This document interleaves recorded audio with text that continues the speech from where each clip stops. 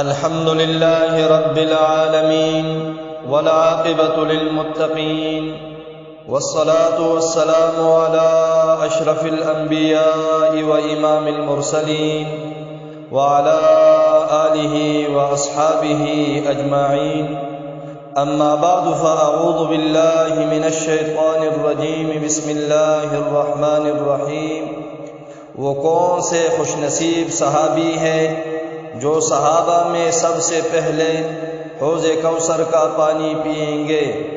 اس بارے میں امام الانبیاء، سرتاج الانبیاء، فخر الانبیاء حضرت محمد عربی صلی اللہ علیہ وسلم نے ارشاد فرمایا کہ سب سے پہلے میرے حوض کوثر سے حضرت صہیب رومی رضی اللہ تعالی عنہ پانی پئیں گے، بحوالے کنز العمال صفحہ نمبر 576۔